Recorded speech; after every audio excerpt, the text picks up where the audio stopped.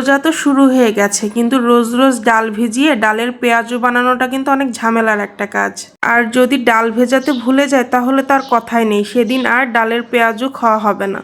তাই এই পুরো রোজার মাসের কাজগুলাকে সহজ করার জন্য আমি অনেকগুলা পেঁয়াজু একবারে তৈরি করে ফ্রোজেন করে রাখি। এতে করে আমার পুরো রোজার মাসে পেঁয়াজু বানানোর ঝামেলাটা একদমই থাকে না। আজ আমি পুরো রোজার মাসের জন্য পেঁয়াজু বানাবো আর সেগুলোকে সংরক্ষণ করব, তাই ভাবলাম এটা আপনাদের সাথে শেয়ার করি। যাই হোক, এখানে আমি 2.5 কাপ মসুরির ডাল আর 1 কাপের একটু কম মুগ ডাল নিয়েছি। আপনারা ইচ্ছা করলে এখানে 3-4 ধরনের ডালও নিতে পারেন। আমার বাসায় এই 2 ধরনের ডালই ছিল, তাই আমি এইগুলা দিয়ে পেঁয়াজু বানিয়েছি। পেঁয়াজু বানানোর জন্য প্রথমে আমি ডালগুলাকে ভালো করে ধুয়ে 8 ঘন্টার মতো ভিজিয়ে রেখে পানি ঝরিয়ে নিয়েছি। পানি ঝরাতে দিয়েছি। এবার আমি একটা মশলা তৈরি করে নিব। একটা বাটিতে 2 চামচ জিরা, কয়েকটা আস্ত কাঁচামরিচ আর 1 টুকরো বড় সাইজের আদা দিয়ে মশলাগুলাকে আমি পেস্ট করে নিয়েছি। এবার আমি ডালগুলা পেস্ট করে নিয়েছি। ভালো করে লক্ষ্য করলে দেখবেন যে ডালগুলা কিন্তু আমি খুব মিহি পেস্ট করিনি, কিছুটা আদা ভাঙা করে পেস্ট করে নিয়েছি। এখানে ডালগুলা যদি আদা ভাঙা করে পেস্ট করে নেন তাহলে পেঁয়াজুটা অনেক ক্রিস্পি হবে। এবার এর মধ্যে আমি দিয়েছি 1 কাপ পেঁয়াজ কুচি আর বড় সাইজের 2টা রসুন কুচি,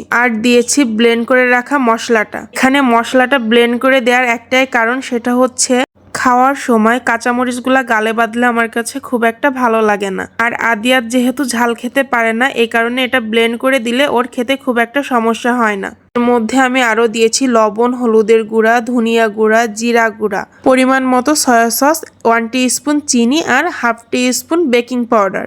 আর এখানে বেসনটা ব্যবহার করতে হবে প্রয়োজন অনুযায়ী। প্রথমে আমি 1/2 কাপের মতো বেসন দিয়েছি, এরপরে মাখানোর সময় যদি প্রয়োজন হয় তাহলে আরো কিছুটা দিব। এবার সব মশলাগুলাকে খুব ভালো করে ডালের সাথে মাখিয়ে নিতে হবে। যেহেতু ডালের পরিমাণটা অনেক বেশি, সে কারণে ডালগুলাকে বেশ অনেকটা সময় ধরে মাখিয়ে নিয়েছি। এখানে আপনাদের সাথে একটা টিপস শেয়ার করি। আমি যেই কাঁচামরিচের পেস্টটা তৈরি করে রেখেছিলাম তার মধ্যে আমি আস্ত জিরা আর আদা দিয়েছিলাম। আপনারা খেয়াল করলে দেখবেন মশলাগুলো খুব একটা মিহি পেস্ট করিনি, কারণ পেঁয়াজু খাওয়ার সময় মশলাগুলো গালে পড়লে খেতে ভালো লাগে। এবার ডালগুলাকে আমি আমার পছন্দ মতো পেঁয়াজুর শেপ দিয়ে নিয়েছি। আপনাদের পছন্দ মতো ছোট অথবা বড় করে পেঁয়াজুর শেপগুলা দিয়ে নিতে পারেন। আমার সবগুলো পেঁয়াজু বানানো শেষ। এখন এগুলাকে ডিপ ফ্রিজে রাখতে হবে শক্ত হওয়া পর্যন্ত। আমি কিন্তু সারা রাতের জন্য পেঁয়াজুগুলা ফ্রিজে রেখেছিলাম। সকালবেলা পেঁয়াজুগুলা ফ্রিজ থেকে বের করে দেখি এই অবস্থা। এবার এগুলাকে আমি এয়ারটাইট কন্টেনারে করে সংরক্ষণ করে রাখবো পুরো রমজান মাসের জন্য।